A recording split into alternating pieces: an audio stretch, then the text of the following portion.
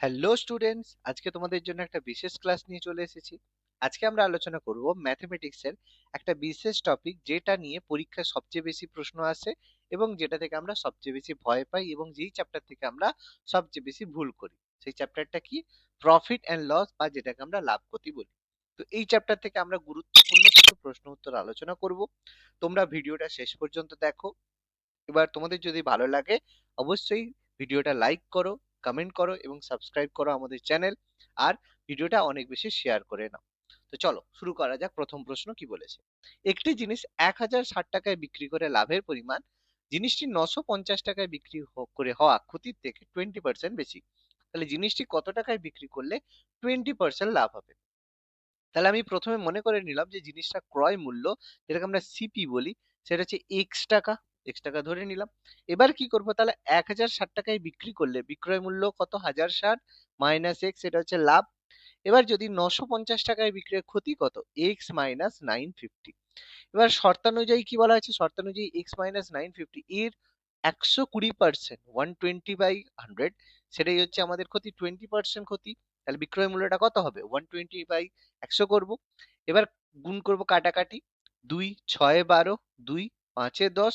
এবার আমরা যখন কোনাকুনি গুণ করব, ক্রস মাল্টিপ্লিকেশন, এটা কত হচ্ছে আমাদের? 300 5300 মাইনাস 5x সমান, এটা 6 দিয়ে গুণ করলে 6x মাইনাস 0 6 5 30 37 3 9 5 9 54 55 57। এবার একদিকে নিয়ে গেলে এটা কত হচ্ছে? এটা হচ্ছে 11x সমান কি হচ্ছে? এটা যোগ হচ্ছে 0 0 0 11 11,000। তাহলে x সমান কত হচ্ছে? x সমান হচ্ছে 1000 টাকা। কিন্তু এখানে উত্তর তো 1000 টাকা নয়। কেন 1000 টাকা নয়? যদি উত্তর অপশন থাকতো 1000, তোমরা হয়তো ভুল করে করে দিতে যে স্যার 1000 হবে। কিন্তু এটা তো 1000 টাকা নয়। কেন নয়? কারণ বলছে কত টাকায় বিক্রি করলে 20% লাভ হবে। তার মানে 1000 টাকা কোনো জিনিসের যদি ক্রয় মূল্য হয়, তার উপরে 20% লাভ করতে হবে, মানে 120/100 টাকা।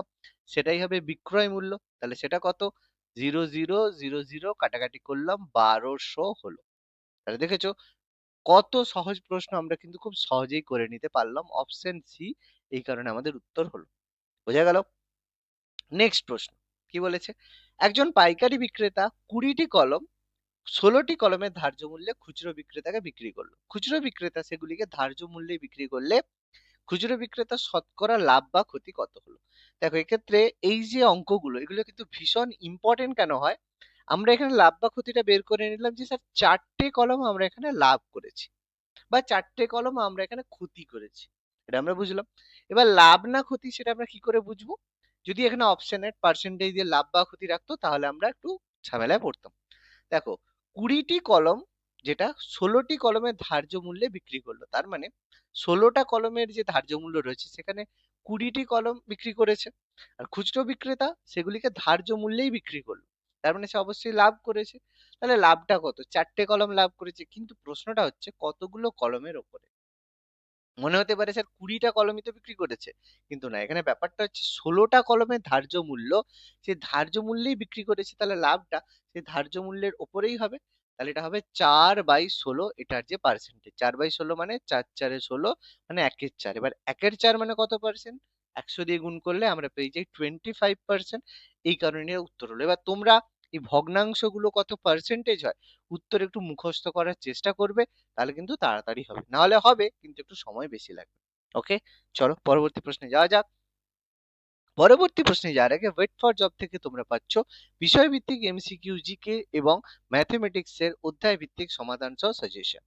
বিষয়ভিত্তিক এমসিকিউ জিকে বইতে তোমরা পাচ্ছ ইতিহাস, ভূগোল, বিজ্ঞান, রাষ্ট্রবিজ্ঞান, অর্থনীতি, সাধারণ জ্ঞানের এমসিকিউ উইথ এক্সট্রা ইনফরমেশন।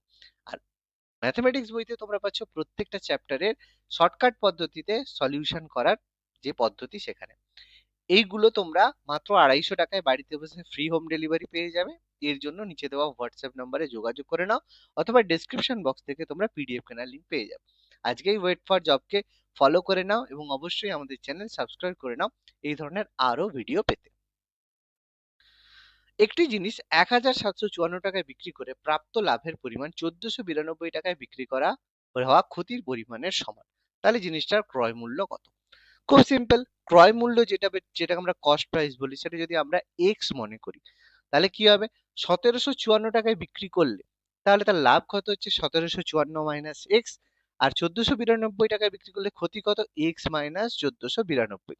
তাহলে এখান থেকে এক্স সমান কত, তাহলে দুটো একদিকে নিয়ে গেলে হবে 2x, আর এটা কি হবে যোগ হয়ে যাবে, তাহলে যোগ করলে 3 2 4 6, তাহলে এক্স সমান কত ভাগ করলে হবে 16 23, মানে অপশন সি আমাদের উত্তর।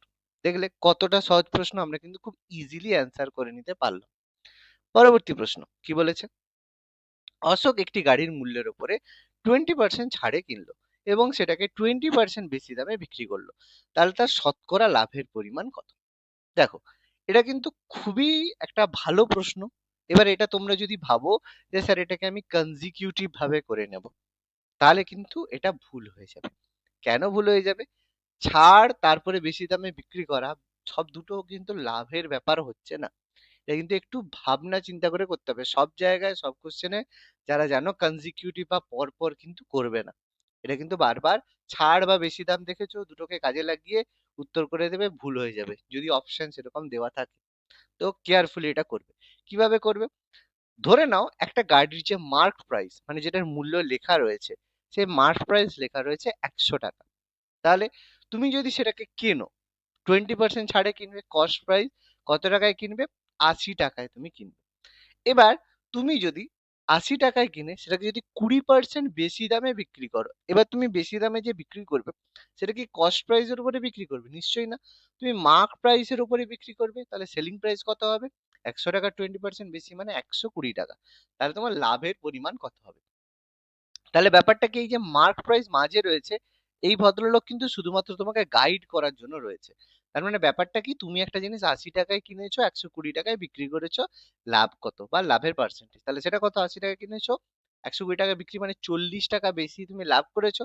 তাহলে 40 টাকা লাভ কত টাকার উপরে, 80 টাকার উপরে 40/100, সেটা মানে কত পার্সেন্ট, 40 2 80 2 50, মানে অ্যান্সার সি 50%। কতটা সহজ প্রশ্ন, আশা করি বোঝা গেল। ওকে, নেক্সট প্রশ্ন, 15টি বইয়ের ক্রয় মূল্য 20টি বইয়ের বিক্রয় মূল্যের সমান হলে ক্ষতির পরিমাণ কত। সহজ প্রশ্ন এটাও। দেখো এক্ষেত্রে 15টা বই এর ক্রয় মূল্য মানে যে টাকায় তুমি 15টা বই কিনছো সেই টাকায় তুমি 20টা বই তুমি বিক্রি করেছো। এবার এক্ষেত্রে কিন্তু কস্ট প্রাইস সেলিং প্রাইস এই ব্যাপারটা কিন্তু কস্ট প্রাইস 15 সেলিং প্রাইস 20 এটা কিন্তু নয়। এইভাবে তোমরা যদি করো এটা কিন্তু ভুল হয়ে যাবে। ব্যাপারটা হচ্ছে যদি রিভার্সে ভাবো তাও কিছুটা ঠিক, যে 20টা ক্রয় মূল্য 15টা বিক্রয় মূল্য, তার মানে সেক্ষেত্রে তোমার হয় ক্ষতি। মানে যখন কোয়ান্টিটি হয় যেই টাকায়, তখন সেটা তার রেসিপ্রোকাল হয়। তাহলে ক্ষতি কত টাকা 5 টাকা, ক্রয় মূল্য কতর ওপরে হচ্ছে 20-র ওপরে হচ্ছে। আমি এই জন্য বললাম লেখা হয়েছে এভাবে সিপি 15 কিন্তু সিপি 15 নয়, সিপি অ্যাকচুয়ালি 20। অ্যাকচুয়ালি যদি দেখো অঙ্কটা কিন্তু রিভার্স, সিপি 20 এসপি 15। ঠিক আছে, তো এইটা যদি বুঝতে পারো কেন রিভার্স হলো তাহলে অঙ্কটা হবে। তাহলে 5/20 মানে কত পার্সেন্ট ইন্টু 100, 5 4 20, তাহলে 4 2 4 4 2 8, 4 2 8 4 5 মানে 25, তাই তো। তাহলে অ্যান্সার হয়ে গেল 25% অপশন সি। কতটা সহজ প্রশ্ন, বোঝা গেল। নেক্সট প্রশ্ন কি বলেছে, এক ব্যক্তি একটি বই 20% লাভে বিক্রি করে, যদি সে বইটি 20% কম দামে কিনতো এবং 18 টাকা কম দামে বিক্রি করতো, তাহলে তার 25% লাভ হতো। বইটির ক্রয় মূল্য কত। এটা কিন্তু ভীষণ ভালো প্রশ্ন। ভালো প্রশ্ন কেন বলা হচ্ছে, তার কারণ এই যে প্রশ্নটা এখানে তোমাদের মনে হতে পারে যে দুটো কিন্তু, একটা 18 টাকা দাম, একটা 20% আর 25%, ফলে পার্সেন্টেজ নিয়ে কিন্তু ভীষণ গন্ডগোল হবে। তো এইটা কেয়ারফুলি কিন্তু অঙ্কটা করতে হবে। ওকে, তাহলে ব্যাপারটা কি একটু ভালো করে দেখো। বলেছে একটা এক ব্যক্তি 20% লাভে বইটি বিক্রি করে, তাহলে আমরা মনে করে নিলাম বইটার ক্রয় মূল্য 100 টাকা। ভালো করে এটা অঙ্কটা দেখবে, 20% লাভে বিক্রি করলো মানে 120 টাকায় সে বিক্রি করলো। পরপর যেটা বলেছে সেই অনুযায়ী কিন্তু ভাববে। সে বইটি যদি 20% কম দামে কিনতো, তাহলে সে 100 টাকায় কিনেছে, যদি 20% কম দামে মানে 80 টাকায় কিনতো। এবার বলেছে যদি 18 টাকা কম দামে বিক্রি করতো তাহলে 25% লাভ করতো। তাহলে 25% লাভ কিসের ওপরে হবে, এই 80 টাকার উপরে তার 25% লাভ তো দেখতে হবে, কারণ 80 টাকায় কিনলে 25% লাভ হতো। তাহলে 25% লাভ মানে বিক্রয় মূল্য কত টাকা করলে সে 25% লাভ করবে? তাহলে 80 টাকার 25% লাভ মানে 125/100 দিয়ে আমরা গুণ করব। তার মানে 25 5 এ 125, 25 4 এ 100, 4 2 এ 10, তাহলে হচ্ছে 100। তার মানে 100 টাকায় যদি সে বিক্রি করে তাহলে তার 25% লাভ হবে। কিন্তু এখানে পার্থক্যটা কি হচ্ছে? তার মানে যে 80 টাকায় কিনেছে 100 টাকায় বিক্রি করেছে, মানে 20 টাকা বেশিতে বিক্রি করেছে, কিন্তু এখানে বলেছে 18 টাকা। তার মানে বইটার ক্রয় মূল্য তাহলে কত টাকা হবে? বুঝতেই পারছো, যদি কম্পারিজন করো 80 টাকা ক্রয় মূল্য হলে এটা হচ্ছে বেশি হচ্ছে 20 টাকা। তাহলে আমাদের এখানে হচ্ছে কি বলে, হ্যাঁ, তাহলে আমাদের এখানে যেটা হবে তাহলে কি হবে, 100 টাকা হলে কত হবে? তাহলে দেখো আমরা এখানে x টাকা হলে লাভটা কত হবে, 18 টাকা। তাহলে হবে কত, 100 ডিভাইডেড বাই 20 ইন্টু 18। তাহলে কত হচ্ছে, 20 5 এ 10, 20 5 এ 100, 15 18 5 এ 90, তাহলে অ্যান্সার হলো 90 টাকা। এতটা সহজ প্রশ্ন কিন্তু ঠান্ডা মাথায় করতে হবে। ওকে, নেক্সট প্রশ্ন। একজন কৃষক 749টি ভেড়া কিনলো, কিন্তু তিনি 749টি ভেড়ার ক্রয় মূল্যে 700টি ভেড়া বিক্রি করলো। বাকি 49টি ভেড়া সে 700টি ভেড়ার বিক্রয় মূল্যের সমান দামে বিক্রি করলে ক্রয় মূল্যের হিসাবে মোটের ওপর তার কত লাভ হলো? সহজ প্রশ্ন, ভালো করে দেখো। তাহলে তার লাভ কত, 49টা লাভ। কতগুলো ভেড়া বিক্রি করে, 700টা। কেন 750 নয়? কারণ সে 700টা ভেড়ার বিক্রয় মূল্যের সমান দামে বিক্রি করেছে, সেই বিক্রি করতে তার 49টা ভেড়া লাভ হয়েছে। তাহলে সেটা মানে কত পার্সেন্ট, ইন্টু 100। তাহলে 49, 7 7 49, 7 100, তাহলে 100 100 কেটে গেল, হয়ে গেল অ্যান্সার 7%। অপশন সি আমাদের উত্তর। ক্লিয়ার? নেক্সট প্রশ্ন। কোন এক ধরনের জিনিস 5 ডজন বাক্স কিনলে অতিরিক্ত 1 ডজন বিনামূল্যে পাওয়া যায়, তাহলে এটি শতকরা কত ছাড়ের সমতুল্য? এটাও কিন্তু সহজ প্রশ্ন, একটু ভালো করে পড়লে কিন্তু হবে। তাহলে 5 ডজন তুমি যদি বাক্স কেনো, 1 ডজন ফ্রি পাচ্ছ।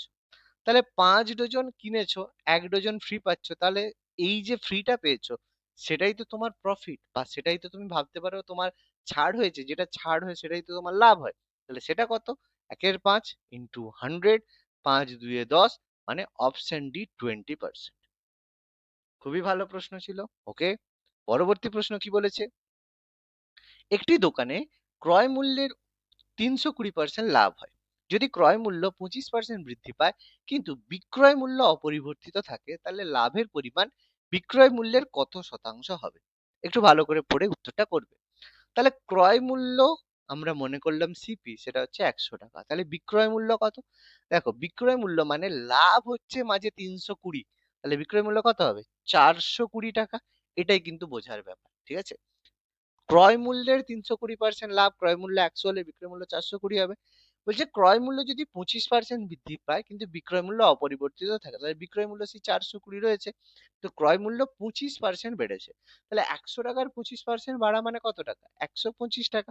তাহলে এখন ক্রয় মূল্য 125 টাকা, বিক্রয় মূল্য 420 টাকা। তাহলে লাভের পরিমাণ বিক্রয় মূল্যের কত শতাংশ? তাহলে লাভ কত টাকা হচ্ছে, 420 থেকে 125 বাদ দিচ্ছ, তাহলে কত হচ্ছে, 295 টাকা লাভ বা প্রফিট হচ্ছে। তাহলে প্রফিটটা কতটা আমরা বের করলাম, তাহলে প্রফিটটা কত পার্সেন্ট, 295, কিন্তু এখানে কিন্তু বলছে বিক্রয় মূল্যের উপরে, 420 ওপরে, তাহলে সেটা কত পার্সেন্ট, ইন্টু 100। এটাই আমাদের উত্তর হবে। কাটাকাটি করব, 0 0, এবার আমরা 2 দিয়ে কাটাকাটি করলে আমাদের হবে 2 21, 2 5 এ, তাহলে আমাদের এখানে 21, এটা তোমার অ্যাপ্রক্সিমেটলি 5 5 এ 25 এর 5 হাতে রয়েছে 2, 5 5 এ 25 এর 5, 295 আর 21, হুম, দেখো এটা অ্যাপ্রক্সিমেটলি যদি আমরা কাটাকাটি করি, দেখবে এটা আমাদের 14 5 এর 70 এর কাছাকাছি প্রায় হচ্ছে। যদি কাটাকাটি করো দেখবে এটা অ্যাপ্রক্সিমেটলি 70, এটা আমাদের অ্যান্সার হবে। ওকে, চলো আজকের লাস্ট প্রশ্ন কি বলেছে, যে 18টি খাট 16,800 টাকায় বিক্রি করলে একজন ব্যক্তি 3টি খাটের ক্রয় মূল্যের সমান লাভ করে, তাহলে প্রতিটি খাটের ক্রয় মূল্য কত? তাহলে লাভ করেছে কত টাকা, টোটাল 16,800 টাকায় বিক্রয় মূল্য। তাহলে 18টা খাট বিক্রি করেছে, কিন্তু 3টি খাটের ক্রয় মূল্যের সমান লাভ করেছে। তার মানে প্রত্যেকটা খাট মানে কটা খাটের ক্রয় মূল্য হচ্ছে, তাহলে লাভ যেহেতু করেছে তাহলে আমরা 21 দিয়ে ভাগ করব। কেন করছি? 18টা বিক্রি করেছে, 3টে খাটের ক্রয় মূল্য লাভ করেছে। তাহলে সেই বিক্রয় মূল্য আর লাভকে যদি আমরা যোগ করি, সেটাই আমাদের ক্রয় মূল্য হবে। 21 দিয়ে ভাগ করব, ব্যাস। তাহলে 21 দিয়ে ভাগ করলে কত হচ্ছে? 3 7 এ 21, 3 5 এ 15, 3 5 এ 15, 18, 3 3 5 3 5 এ 15, 3 6 18, 0 0 7 8 56, তাহলে হয়ে গেল 800 টাকা, অপশন ডি। বোঝা গেল? সহজ প্রশ্ন। তাহলে আজকের ক্লাসটা কেমন লাগলো তোমরা অবশ্যই কমেন্ট করে জানাও, এবং এই ধরনের যদি আরো ক্লাস পেতে চাও তাহলে অবশ্যই আমাদের চ্যানেল সাবস্ক্রাইব করে নাও এবং লাইক করে নাও, এবং আরো বেশি ভিডিও পাওয়ার জন্য আমাদেরকে অবশ্যই ফলো করে নিও। ধন্যবাদ।